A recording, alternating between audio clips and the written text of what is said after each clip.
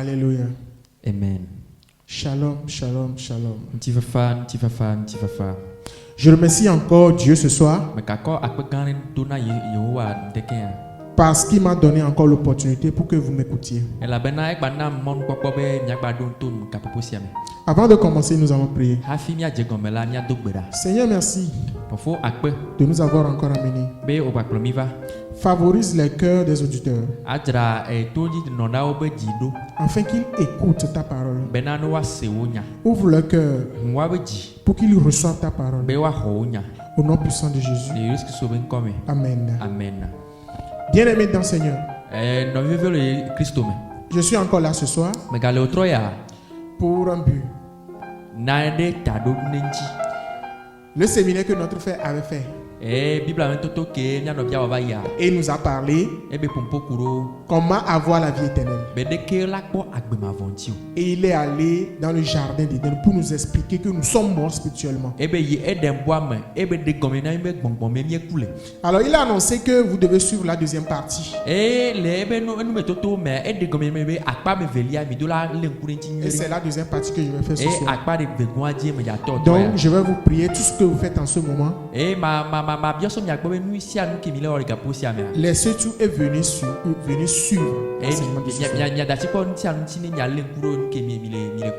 Alors il nous a parlé du jardin d'Éden et nous a montré clairement que les hommes sur cette terre sont sortis du sang d'Adam.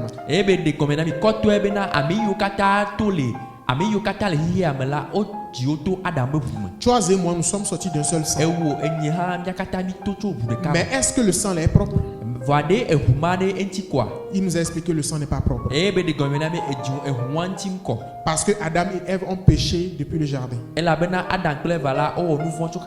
Et que la Bible a dit que le péché là s'est étendu sur toutes les hommes. Parce que nous tous nous avons péché. Est-ce que c'est toi aussi qui as mangé le fruit? Non, tu ne l'as pas mangé. Mais la Bible dit que toi et moi, nous avons péché. Alors que nous sommes déjà dans le péché, aujourd'hui, il y a des gens qui prennent leur propre justice pour être justifiés devant Dieu. Pour qu'un jour, lorsque Jésus viendra prendre ses élus, il va leur qualifier pour leur propre justice qu'ils ont établie. Alors ce soir, je vais énumérer un à un les justices que les hommes ont pris dans leurs mains pour pouvoir aller au royaume des cieux.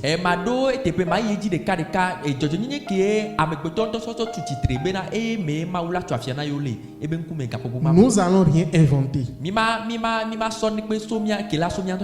Parce que Dieu nous a déjà laissé un testament pour nous. C'est la Bible. Donc tout ce que nous allons dire ce soir, ça va parler à propos de la Bible. C'est la Bible seule. Alors, pour cela, je vais continuer en parlant de la première partie. La première partie, c'est quoi? C'est la loi. Dis avec moi la loi. C'est quoi la loi? La loi, c'est un fait établi que tu dois suivre. Est-ce que vous m'écoutez? C'est comme si c'est un règlement. Comme dans les écoles, on fait un règlement intérieur pour les élèves. Et que l'écolier doit suivre ces règlements. C'est ce qu'on appelle la loi. Et exemple, même au Togo ici, il y a la loi. Donc la loi est faite pour qu'on le suive. Est-ce que vous me suivez? Nous allons y aller. La première partie que nous allons dire, Pourquoi je parle à propos de la loi? J'avais dit que les hommes même ont pris leur propre justice. Ça, c'est la première justice qu'ils ont pris. C'est la loi qu'ils ont pris en main. En se disant que quand je fais la loi, un jour je peux voir le règne des cieux. En faisant la loi, Dieu peut me gracifier. Mon ami, nous allons rentrer dans la Bible pour voir si réellement nous devons faire la loi. Notre premier verset. Si tu es là avec moi, ouvre ta Bible. Je sais, le verset va s'afficher sur l'écran. Tu lis et tu médites. Ouvre Galates 3, verset 10. Il dit quoi? Car tous ceux qui s'attachent aux œuvres de la loi sont sous la malédiction. Car il est écrit: maudit est quiconque n'observe pas tout ce qui est écrit dans le livre de la loi.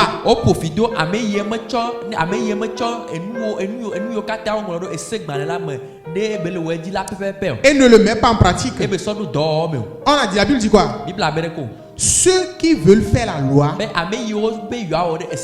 ils sont sous la malédiction. Donc toi qui me suis en ce moment, si ton pasteur te dit fais la loi pour avoir la vie éternelle, ici la Bible te dit que tu es maudit. Est-ce que vous me suivez un peu? Le pasteur même qui te dit de faire la loi, c'est parce que lui-même il aussi fait la loi. La Bible dit aussi lui que lui aussi il est sous la malédiction. Parce que tous ceux qui n'observent pas tout ce qui est écrit dans le livre de la loi, ils sont maudits.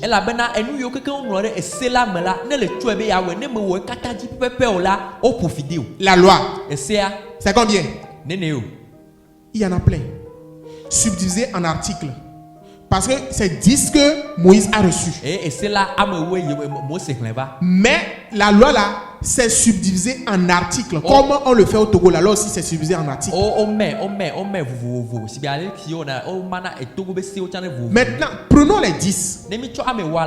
La Bible dit que tu dois faire tout. Avant qu'on ne te qualifie que tu as fait la loi.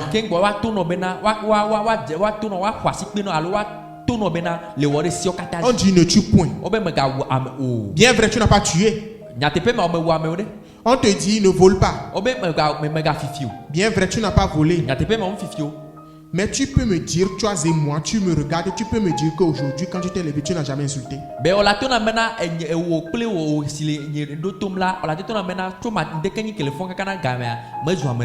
Non. Faut pas te mentir. Parce que si tu as une mauvaise pensée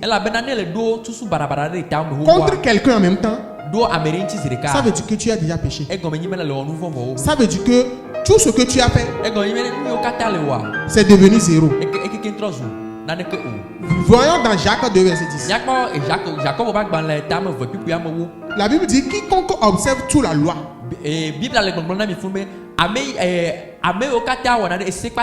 mais pêche contre un seul commandement devient coupable de tout. Ça veut dire que lorsque tu as insulté là et que tu n'as pas volé, tu n'as pas tué, tu as tout fait, tu as respecté les 9, mais seulement que tu as insulté, la Bible dit que tu deviens coupable de tous. Ça veut dire que toi qui as déjà insulté, chez Dieu tu as déjà tué ça. Alléluia. Amen. On continue. Galates 3 verset 11 à 12. La Bible dit et que nul ne soit justifié devant Dieu par la loi. Car il est évident, puisqu'il est dit, le juste vivra par la foi. Donc personne ne serait justifié devant Dieu par la loi. Si toi chez toi, c'est la loi que tu prends pour que Dieu ne te justifie. Ça c'est ton problème.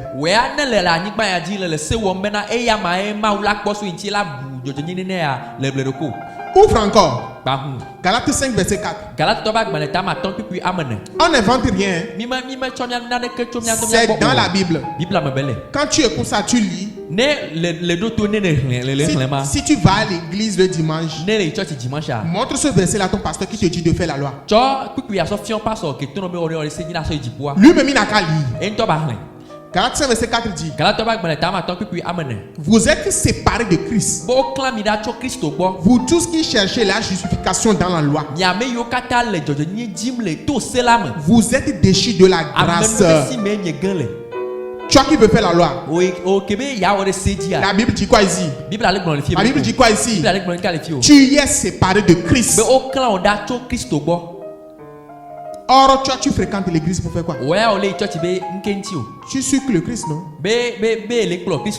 Mais la Bible dit, si tu fais la loi, on te sépare de Christ en même temps. Et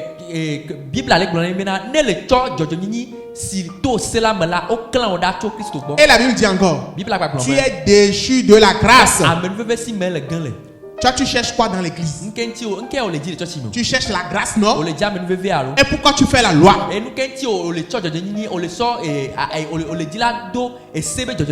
Pourquoi tu veux mettre ensemble la loi et la grâce ensemble? La loi et la grâce sont des choses différentes. On peut dire que ce sont des ennemis. Si la grâce est là, la loi ne peut pas être à son côté. Jamais. Si la loi est là, la grâce ne peut pas venir. Ils sont seuls. Ça veut dire que tu dois prendre un. Tu as pris quoi en ce moment, toi? Tu as pris la loi ou la grâce? Mon ami, si tu prends la loi, tu vas directement en enfer. Parce que la grâce te laisse.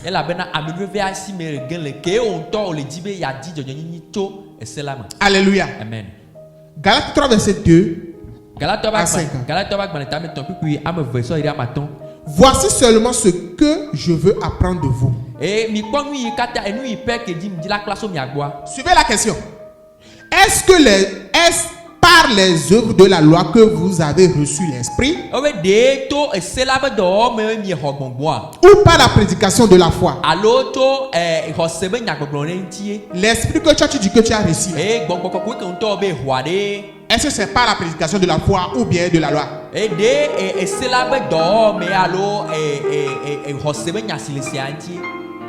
Quelle parole de foi tu as écouté et que tu as reçu le Saint-Esprit? On continue. La Bible dit, celui qui vous accorde l'Esprit et qui opère des miracles parmi vous, le fait-il donc par les œuvres de la loi? Ton pasteur qui fait des miracles dans ton église là, est-ce que c'est pas la loi ou bien c'est pas la prédication de la foi qui te donne l'esprit?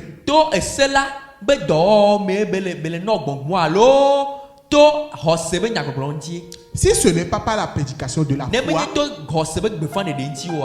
tu es dans l'erreur.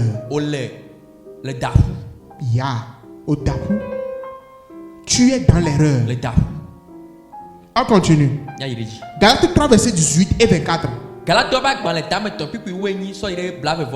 Bible confirme encore. Car si l'héritage venait de la loi, il ne viendrait plus de la promesse. On t'a promis quoi? Toi, tu vas à l'église. Ta promesse c'est quoi? Tu connais ta promesse? Si tu ne connais pas ça, ça c'est un autre problème ça. La promesse c'est la vie éternelle.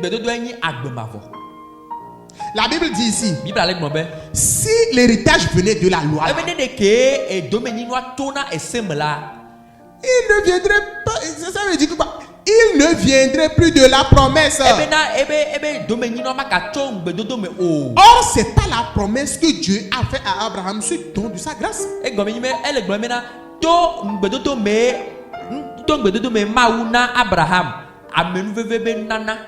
Ainsi, la loi a été comme un pédagogue. Pour nous conduire à Christ, afin que nous soyons justifiés par la foi et non la loi.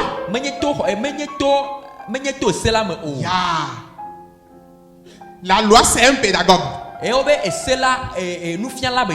prend ta main, il t'amène vers Christ.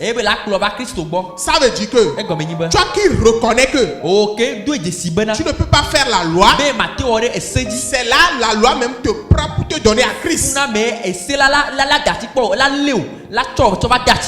pour que Christ te gratifie par la foi. Alléluia. Amen. On continue. Romains 10 verset 5.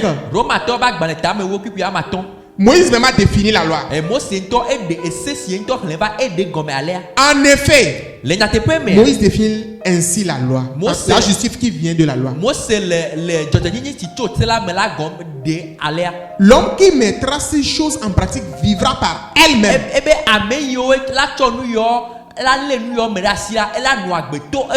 Toi, tu vas me dire, pourquoi nous on dit de ne pas faire la loi? Si on ne fait pas la loi, il y aurait beaucoup de meurtres. Il y aura beaucoup de mal. Il devait avoir de la loi.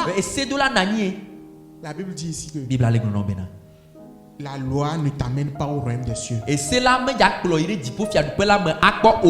si tu suis la loi, tu vivras par elle-même. Alléluia. Amen. Ça veut dire que la loi te dit de ne pas voler. Donc si tu ne voles pas, où on va t'attraper? Non, on ne va pas t'attraper. Pour aller même t'enfermer. La Bible dit ne tue pas. Et si tu tues, on va si tu ne tues pas, on va te faire quelque chose. Non, on va rien te faire. Donc si tu ne voles pas, on ne te fait rien. Si tu ne tues pas, on ne te fait rien. Tu ne fais pas l'adultère, on ne te dit rien. Tu n'insultes pas. Ça c'est la bonne vie. C'est ça. Tu vivras sur cette terre. Mais si tu meurs, tu vas en enfer. Parce que ce n'est pas la loi qui nous amène. Deuxième partie. Nous allons lire dans le livre de Matthieu 7, verset 21-22. Ça va s'afficher. Ce ne sont pas tous ceux qui me disent Seigneur, Seigneur qui entreront dans le royaume des cieux, mais ceux qui font la volonté de mon Père qui est dans les cieux. Et il dit au verset 22 encore, au jour du jugement, beaucoup me diront Seigneur, Seigneur, n'est-ce pas en tant que nous avons été prophètes? N'est-ce pas en ton nom que nous avons chassé des démons? N'est-ce pas en ton nom que nous avons accompli de nombreux miracles? La Bible dit ensuite quoi? Je leur dirai ouvertement, je ne vous ai jamais connu. Alors je leur dirai ouvertement, je ne vous ai jamais connu. Retirez-vous de moi, vous qui commettez l'iniquité.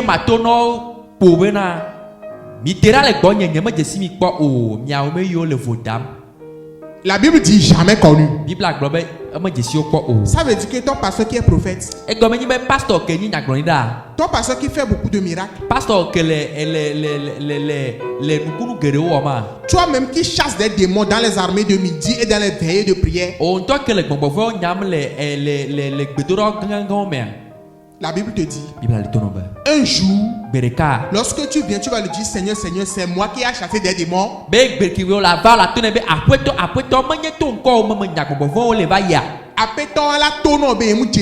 Et ce Seigneur te dira qu'il ne t'a jamais connu.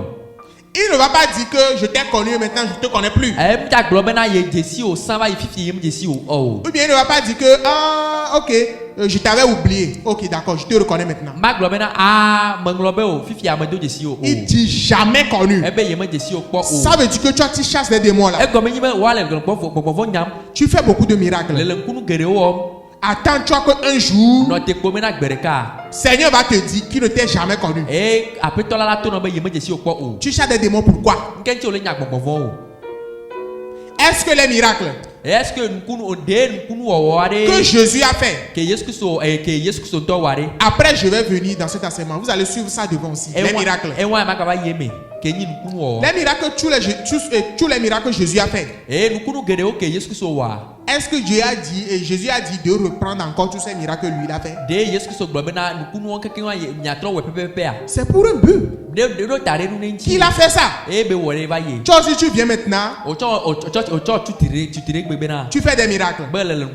Jésus, il a multiplié beaucoup de pain pour que de nombreuses personnes mangent.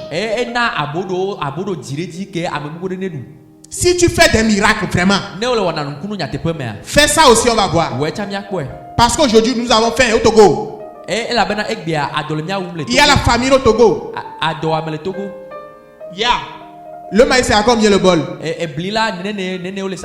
Multiplie le maïs pour que tout le monde en reçoit. Ça c'est miracle, ça c'est bon miracle ça. Tu ne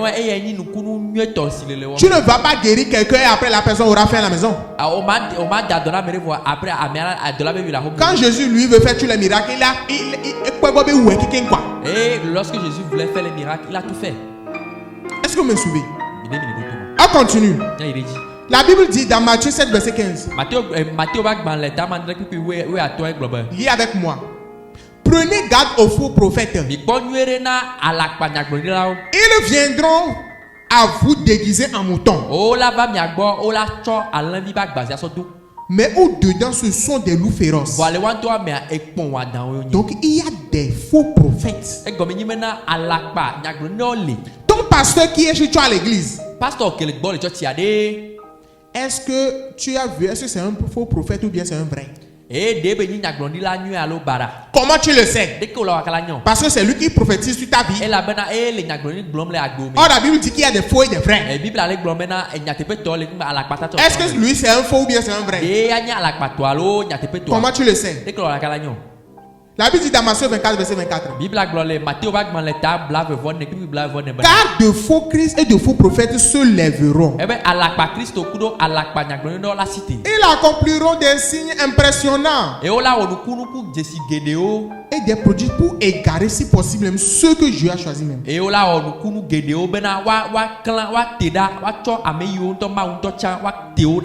Donc il y a des faux prophètes aussi. Ils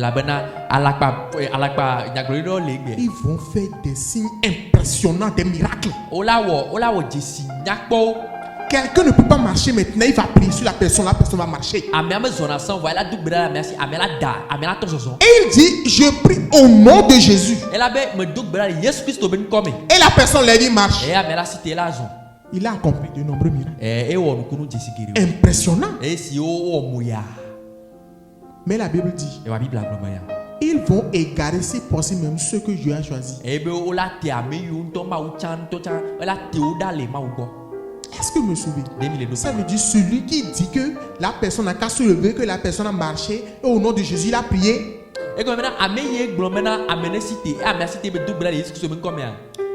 Le pasteur qui a prié là, lui-même il va en enfer. Mais pourquoi la personne s'est levée, il a marché? Parce qu'il a prié au nom de Jésus. La parole, le nom de Jésus ne part sans faire un travail, il revient. Il ne part pas sans travailler et il revient. Voilà, il doit coûte et coûte faire son travail. C'est pourquoi sur la route, si un accident veut se produire, on dit Jesus, Yesu, Il dit ça, non? Et les modes de Diane a fait courir la de Jesus Yesu. Et subitement, l'accident ne va pas se produire. Et dommage, il y a fait quoi ma voilà. Ça peut se produire que ça ne peut pas se produire. Et là, et si ça ne se produit pas, peut-être la personne va dire que quand il a appelé le nom de Jésus, là, c'est pourquoi l'accident ne s'est pas produit. Mais cela ne veut pas dire que si la personne là meurt, il va au royaume des cieux. Luc 6, verset 26. Quel malheur pour vous si tout le monde dit du bien de vous. Car c'est ainsi que leurs ancêtres agissaient avec les faux prophètes. Toi, tu vas dans les églises là où on va bien te prophétiser des bonnes choses sur ta vie. C'est ce que tu aimes. Là, on va te dire que tu vas acheter de grosses voitures, de grandes maisons. Tu vas aller en Amérique. Tu vas avoir ton passeport. C'est ce que tu veux. La Bible dit ici, malheur pour vous. Tout le monde dit du bien de vous. Toi, tu n'aimes pas écouter des choses qui ne sont pas bonnes.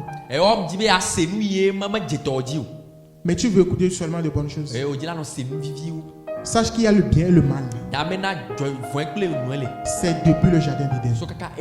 1 Jean 4, verset 1. Très chers amis, ne croyez pas tous ceux qui prétendent avoir l'esprit.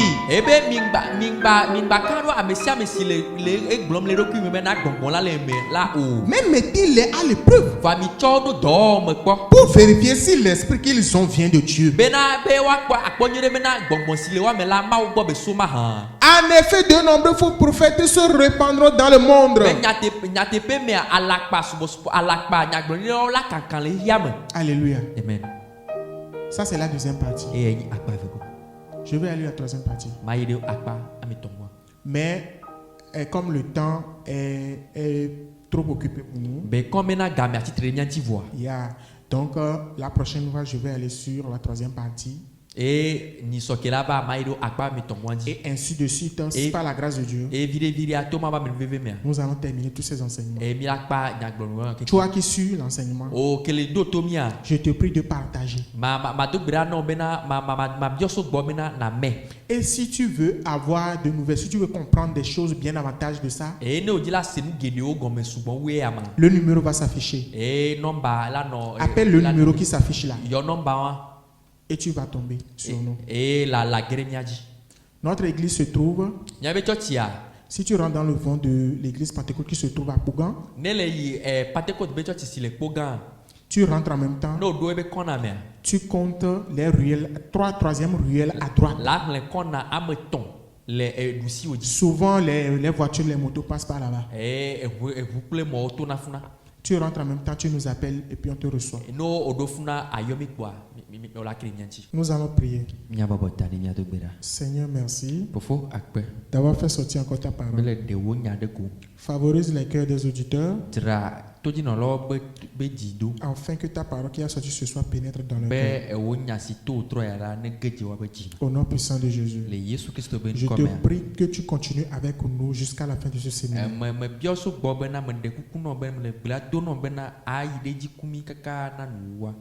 Au nom puissant de Jésus, j'ai prié ce soir. Amen. Amen.